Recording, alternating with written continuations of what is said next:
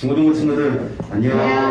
저는 고등부 김대성 목사님이고요. 저는 고등부 이재원 학생이고요. 저는 중등부 이순우입니다. 저는 중국부 안명기 전도사입니다. 우리 중고등부 친구들 오랜만에 만났는데 벌써 9월이 됐어요. 9월이면 가을이잖아요. 선선하고 이제 낙엽도 떨어지는데 혹시 병원이나 가을 되면 뭐 생각나는 게 있어?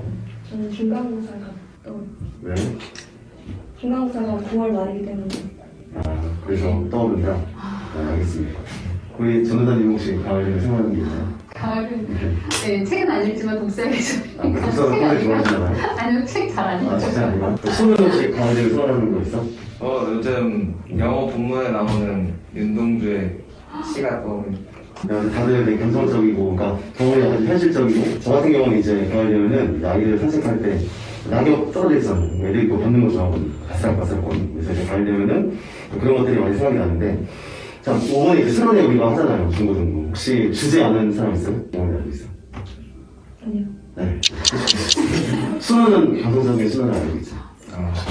당연히 알죠. 뭐죠? 다시 교회로.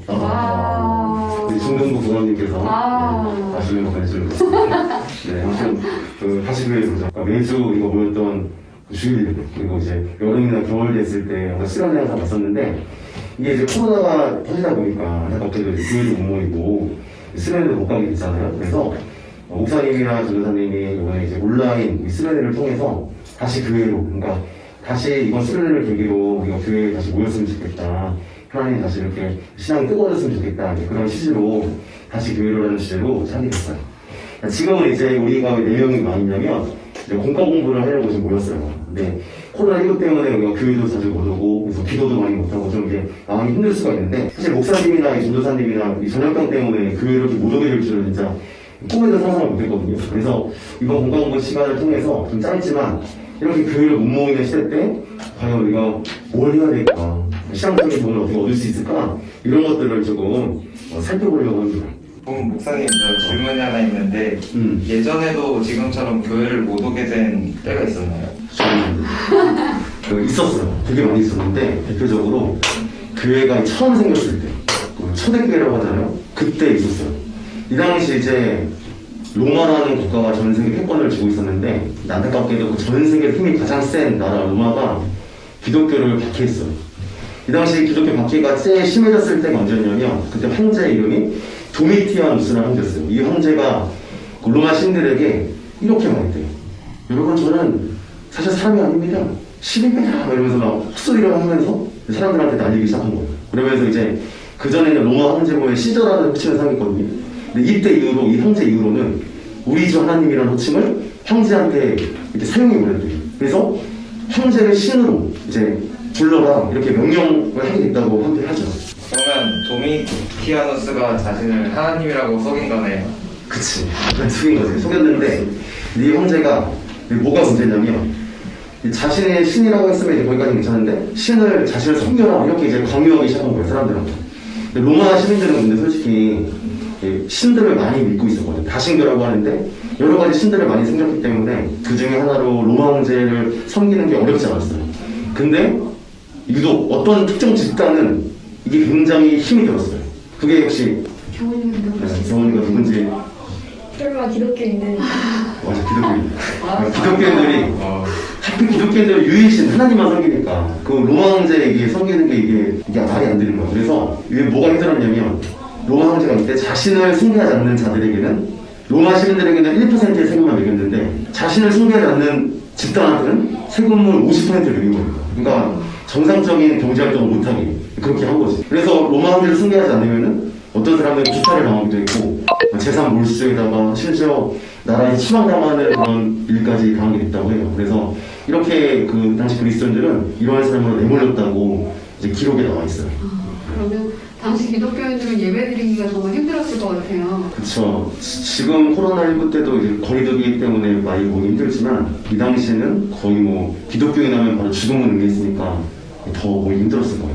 그러면 다들 박해가 심해서 예배를 안 드렸을 수도 있을 것 같은데 그런가요, 목사님? 목사님 같았으면은 예배만 보고 그냥 집에 그냥 쉬자 이렇게 했을 텐데 이 당시 사람들이 그게 또 그게 아니었어요. 보면 교회로 모이기 힘든 상황인데 오히려 어려운 상황이 어려울수록 더 교회로 모이고 힘썼던 그런 이제 이적들이 많이 발견이 되는데 한 예로 이제 터키에 가면 티링코이라는 지하 도시가 있어요. 그 거미줄처럼 진짜 복잡하게 밑으로 파고 들어가는 지하 도시인데 거의 5만 명 정도 최대 들어갈 수 있는 곳인데 지금도 그 학자들이 거기 끝을 발견하지 못했다고 해요. 그러니까 끝이 없어. 아직도 끝을 발견하지 못했고 거의 30m가량 크게 파고 들어가는데도 여전히 계속 길이 있고 그리고 밖에는 한 명만 나갈 수 있는 그 입구가 하나 있었다고 해요. 그래서 그 안에서 이제 마법관이랑 교회랑 학교 이런 것들 지으면서 그들이 생활했었는데 이제 어떤 사람들은 이제 평생 해를 못 보는 거예요. 거기서 태어난 아기들은 밖에 못 나가니까 그래서 병이 걸려 죽기도 하고 많이 이제 사람들이 죽었는데 그렇게 하고서라도 교회로 모이고자 힘썼던 이제 그런 내용들이 이제 테렌티우에 있어요. 대단하네요. 아무리 어렵고 상황이 힘들어도 믿음을 잃지 않는 그런 거였네요. 정말 대단하게 들리는 것 같아요. 그러니까 아까도 얘기했지만 저 같았으면 예배 안 드렸을 수도 있을 것 같은데 또 저보다 좀 훌륭한 사람들이 이제 과거에 많이 살았던 거예요. 그래서 네. 그런 거 보면은 좀 이제 좀 부끄럽고 좀 그런 도전을 좀 하게 되는 것 같아요. 네, 목사님 얘기를 들으니까 저도 한 가지 생각난 게 있어요. 뭐가 하는 거시죠? 혹시 콜로세움이 뭐 하는 곳인지 목사님 아세요? 저한테 왔는데 네. 전 다 알고 있지만 병원 똑똑한 병원에 갔습니다. 병원이가 다 알고 있어요. 네. 제가 알기로는 그 이탈리아의 맞아요. 네. 땅 맞아요. 네. 큰 원형 경기장 한꺼번에 5만 명의 관중이 들어갈 수 있는 원형 경기장이고요. 가운데에 중앙에 무대가 있고 그다음에 경사가 관중석이 경사져가지고 그 가운데 무대에서 하는 것들을 관중들이 5만여 명의 관중들이 볼 수 있는 그런 경기장이 있어요. 그럼 약간 경기장 하면은 지금 약간 극장 같은 좀 뮤지컬 공연 같은 거 보일 때 약간 이게 밑으로 내려갔죠. 네네. 그런 약간 형식이에요. 형식에. 근데 그렇게 좋은 장소에서 그 기독교 막기랑 무슨 상관이 있을까요? 이 원형 경기장이 바로 기독교 순교 현장이 됐기 때문이에요. 그 극장 같은 곳에서 기독교인들이 촬영한다고? 네네네. 이렇게 하면 솔직히 잘 이해는 안 가는데 네. 되게 촬영해 주시면 19세기 프랑스화가 제목이 그린 기독교 순교자의 마지막 기도라는 그림이 있어요. 그 그림에 보면 한 무리의 기독교인들이 모여서 기도를 하고 있고요. 저쪽에서 야생 사자가 이 기도하고 있는 기독교인들을 노려보고 있는 그림이 있어요. 근데 왜 이 사자가 그리스도인들을 노려보고 있었을까요? 저 쉬우니까 우리 수능학생들 쉬우니까 잘 모르겠는데. 잡아먹으려 하고 사자도 기도했어. 기도하려고. 경원이가 얘기해준 것처럼 그 그림이 말해주는 메시지는 이 기독교인들의 기도가 끝나면 사자가 그 기독교인들을 잡아먹는다는 그런 메시지를 보여주고 있어요. 콜로세움 거기서 이제 기독교인들이 촬영하는 거예요. 다 그런 촬영하는 현장이었어요. 로마의 입장에서 봤을 때 기독교인들은 눈에 가시 같은 존재였고 형제의 명령을, 형제 숭배를 거부하는 불순문자들로 여겨졌기 때문에 이런 엄청난 박해를 받은 거였어요. 형제 승가를 한 게 왜 로마 입장에서 봤을 때 안 한 게 왜 로마 입장에서 봤을 때는 그렇게 나쁘게 비춰졌을까요? 로마는 종교에 있어서 굉장히 관용적인 정책을 취했고요. 이게 로마가 수백 년 동안 유지된 어떤 비결이거든요. 그런데 다양한 종교가 공존하는 사회에서 기독교가 들어와서 다른 종교다 사탄의 종교다 이렇게라고 얘기를 하니까 마찰이 생길 수밖에 없었어요. 초기에는 황제가 그걸 자기 힘으로 눌렀거든요. 로마는 종교를 기초로 확립된 나라고 이런 나라에서 종교 간에 대한 경멸은 그 국가의 체제가 흔들리는 문제가 생길 수 있었던 거예요. 그러니까 기독교가 공식적으로 국교가 된 게 콘스탄티누스 대제가 주 313년에 이제 기독교를 공인하는데 그때까지 기독교는 어떻게 보면 박해를 받을 수밖에 없는 운명이었던 거예요. 들으면서 좀 진짜 아까도 얘기했지만 그때 태어났으면 쉽지 않겠다. 지금 이렇게 편하게 코로나19 때문에 잘 오진 못하지만 그래도 뭐 온라인으로 예배드릴 수 있고 또 이렇게 모의작업을 간단하게 모여서 뭐 이렇게 기대를 할 수 있는데 진짜 힘들었겠구나 이 생각이 좀 들어요. 저도 최근에 이제 코로나19 때문에 사실 좀 마음적으로 힘든 부분이 없잖아 있었거든요. 그래서 교회에다 애들도 많이 못 오니까 조금 많이 지치는 것도 있고 옛날에는 친구들 모여서 방탈 준다고 막 보드게임만 하고 재밌게 놀면서 했었는데 막 그거 못하니까 저는 그래서 힘을 얻는 스타일인데 그러니까 힘이 좀 빠지고 어려운 게 있었는데 막상 지금 초대교회 이런 얘기 좀 들어봤을 때 내가 불평불명하면 안 되겠구나. 그 사람들 힘들었는데 나도 교회 모이기를 더 힘쓰고 하나님도 이렇게 붙잡는 그런 사람이 돼야 되겠다 이런 생각을 해보게 됐던 것 같아요. 코로나19 때문에 힘들다 코로나 교회 못 와서 힘들다, 이게 없어서 어렵다, 뭐 이런 말들을 하면 안 될 것 같다는 생각이 들었어요. 뭐 숨을 걸고 이제 초대교회 성도들이 박해를 받는 가운데서도 뭐 지하 도시도 만들고 또 그다음에 콜로세움에서 이렇게 순교를 당하는 상황에서도 예수님을 믿는 그 믿음을 버리지 않았기 때문에 우리도 이 코로나가 인한 어려움이 더 계속되더라도 끝까지 예수님 붙잡는 그런 신앙생활을 해야겠다고 생각을 했어요. 저도 들으면서 좀 동감이 됐는데 코로나19 때문에 모이기 힘들지만 오늘 수련회 주제처럼 다시 교회에서 그 초대교인들이 그 상황이 안 됐음에도 교회에 모였던 것처럼 우리도 할 수 있는 한 그래도 어렵다 하더라도 오늘 주제 말씀처럼 다시 교회에 모여서 하나님 붙잡아야 되겠다 그런 생각을 짧지만 하고 있던 것 같아요. 오늘 유익되는 시간이었던 것 같습니다.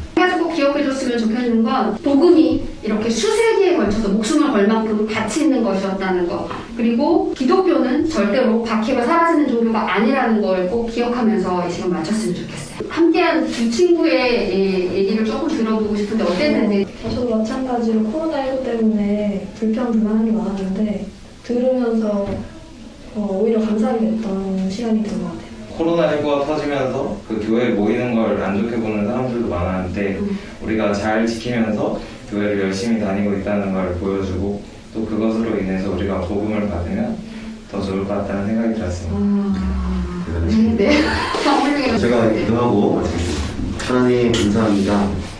코로나19로 인해 우리가 잘 모이지 못하고 그래서 온라인으로만 예배를 드리다가 또 이제 그것 때문에 힘든 친구들도 있고 또 어려워하는 친구들도 있는데 오늘 우리가 초대교회 잠깐 상황을 보면서 그들이 교회에 모이기 힘든 상황에도 불구하고 교회로 모여서 하나님을 뜨겁게 이렇게 붙잡았던 것처럼 우리도 그 소망을 놓치지 않고 살아가기를 원합니다. 비록 모이기 힘들지만 예배드리기 힘들지만 하나님을 더 찾고 하나님을 더 의지하는 우리가 되게 도와주셔서 우리의 힘만으로 살아가는 것이 아니라 하나님의 힘으로 살아가는 우리 중고등부 모든 친구들 다 될 수 있도록 하나님의 은혜가 임하게 도와주시옵소서. 감사드리며 예수님의 이름으로 기도합니다. 아멘. 할렐루야. 코너 속의 코너, 고민 상담소가 열렸습니다. 제가 한 2주 정도 중등부 학생들과 고등부 학생들에게 혹시 고민이 있는지를 사연을 보내달라 이렇게 해서 지금 고민이 한 4가지 정도가 왔어요. 네. 여기 솔로몬 되시는 우리 전도사님과 목사님께서 속 시원하게 명쾌한 답을 주시면 정말 좋을 것 같고요. 또 선배 되는 우리 경은이와 우리 친구 되는 순호가 같이 이야기를 해주면 좋을 것 같습니다. 그럼 첫 번째 사연입니다. 간단해요. 온라인 게임을 잘하고 싶어요. 제가 사실 게임에 대해서 잘 모르고 게임 별로 관심 없는 사람인데 그래서 제가 준비해왔습니다. 우리 수는 혹시 뭐 게임 좋아하는 거 있어? 저는 컴퓨터 게임은 오버워치 하고 있고요. 오버워치 하고 있구나. 총싸움 사람 그거 죽이는 건가? 맞죠? 그런 게임이구나. 또 다른 게임도 제일 재밌는 거 있어? 또 요즘 저는 안 하지만 요즘 친구들 많이 하는 롤? 롤. 그런 게임. 그런 게임도 잘하고 있구나. 수는도 이렇게 게임을 이렇게 하다 보면 또 잘하고 싶고 좀 약간 네, 맞죠. 그런 마음 있죠. 목사님도 해보진 않았지만 롤이랑 또 해보진 않았지만 무슨 게임을 했죠? 오버워치. 오버워치? 목사님 처음 못 들어가가지고. 근데 목사님도 근데 그 게임을 지금 솔직히 엄청 하고 싶은데 여건이 안 돼요. 집에 애들 있고 못 하는데 옛날에 이제 목사님 중학교 때 이제 지금 프로게이머가 꿈이었어요. 그래서 스타크래프트 우리 친구들 알지 모르겠는데 그거를 많이 했었는데 목사님 대회도 나갔었는데 이제 이런 대회를 준비하면서 어떻게 하면 잘할 수 있는가 여기에 대해서 답변해보면 평소 때다 몇 시간 연습하다가 대회가 닥치면 하루에 10시간씩 그 똑같은 맵에서 똑같은 중독으로 똑같은 그거를 이제 진짜 재미로 하는 게 아니라 진짜 그거를 이제 이기려고 이제 계속 했었죠. 그러니까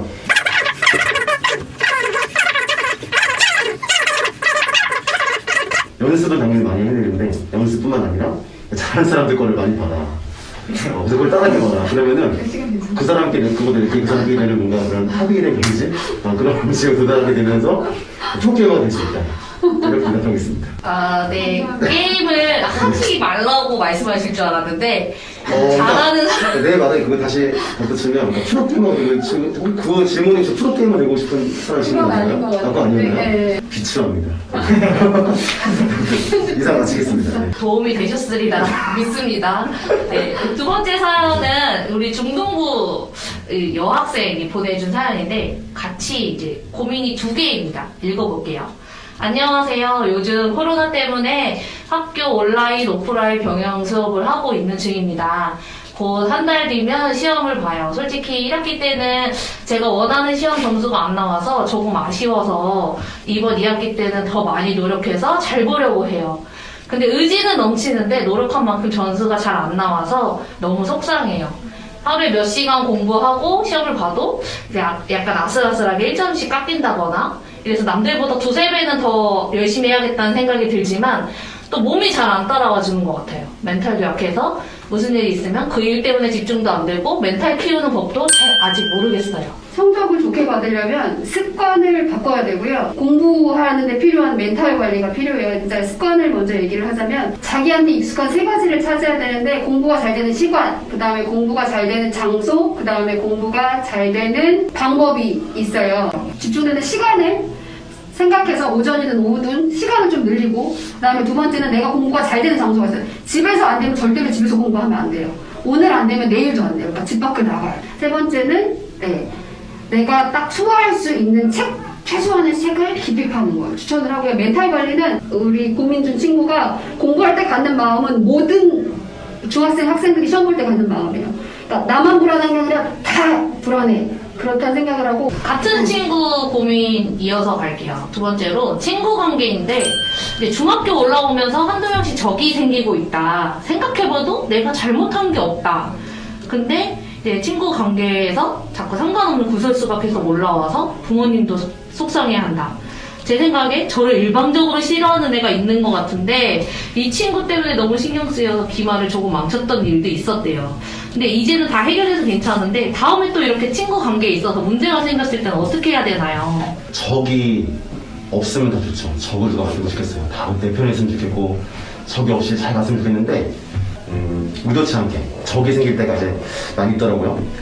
목사님도 이제 예전에 그 청년부 20대 시절 때 그 청년부에서 회장단을 했던 적이 있어요. 총무였는데 총무는 이제 그 예배를 관리하다 보니까 항상 예배 끝나고 나면은 성전이 막 들어온 거예요. 주보도 엄청 많이 널브러져 있고 막 커피 먹고 왔는데 그냥 놓고 그냥 가버리고 휴지도 뭐 콩을 풀었는지 막 눈물 따가지고 모를 그 똥유지를 하게 버리고 가니까 솔직히 이제 막상 남아서 뒷정리하는 사람 입장에서는 좀 짱나더라고요. 그래서 어떻게 할까 하다가 광고 시간에 한번 강력하게 얘기하자. 그래서 주보를 들고 여러분 이거 뭐죠?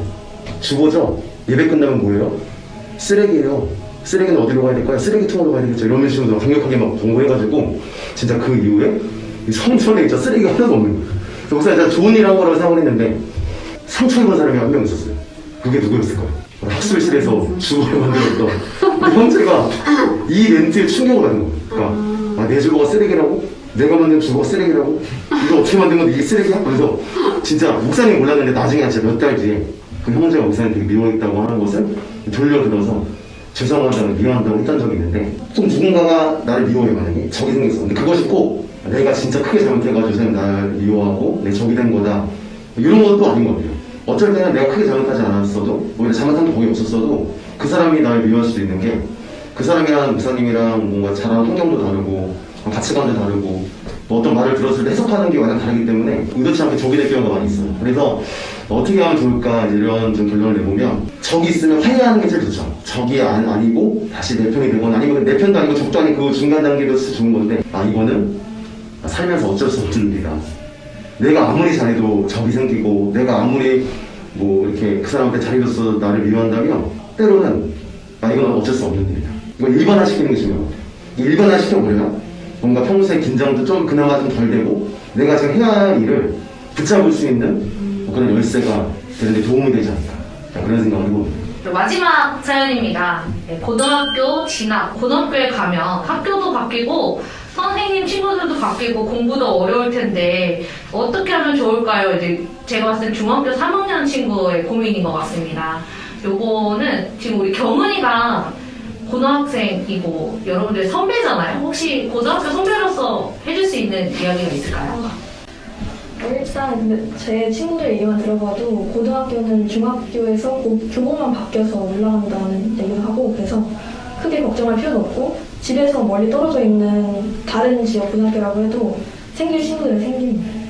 그 그 친구들도 어쨌든 간에 다른 지역에서 오는 경우가 많기 때문에 친구 걱정은 안 해도 될 것 같고, 하지만 중학교와 고등학교의 차이점은 중학교는 이제 연습이고 고등학교는 실전이라서 이 시험은 버려야겠다, 시험은 버리고 과목은 버리자, 이런 생각은 안 했으면 좋겠는 게 제 생각입니다.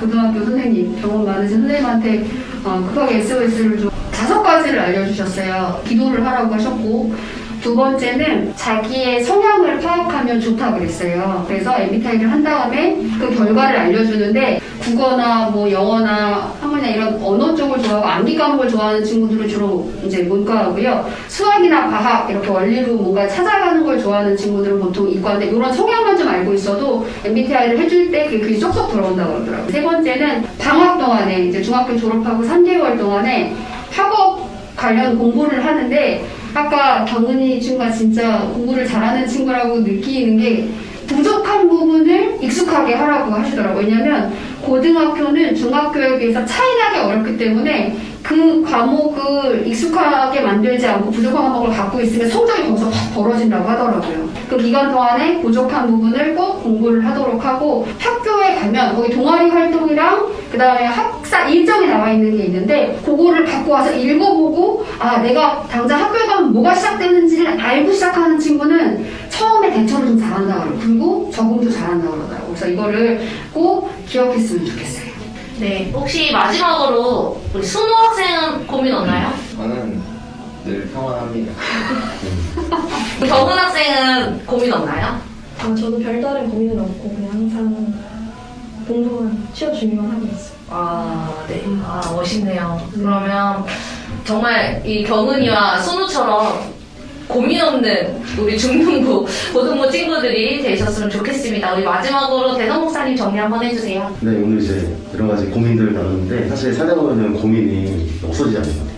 중요한 거는 이제 고민은 항상 있는데, 그 고민 가운데 그 고민이 나만의 고민이 아니라 하나님도 함께 우리가 겪고 싶은 고민이다, 이런 인식이 우리 있었으면 좋겠어요. 그래서 혼자만, 물론 끙끙 앓을 때가 많지만 혼자만 끙끙 앓지 말고 하나님께 좀 이거 가지고 어디로 나아가서 하나님께로 물어보고, 그래서 나 혼자만 답을 찾기보다 하나님과 함께, 아니면 또한 주변에 있는 믿음의 사람들과 함께 답을 찾아 나가셔서 예수님처럼 이렇게 따뜻한 사람, 이런 훌륭한 사람이 다 되었으면 좋겠습니다. 네, 오늘도 함께 해주셔서 감사합니다. 우리 다 같이 박수 치면서 마무리할게요. 안녕.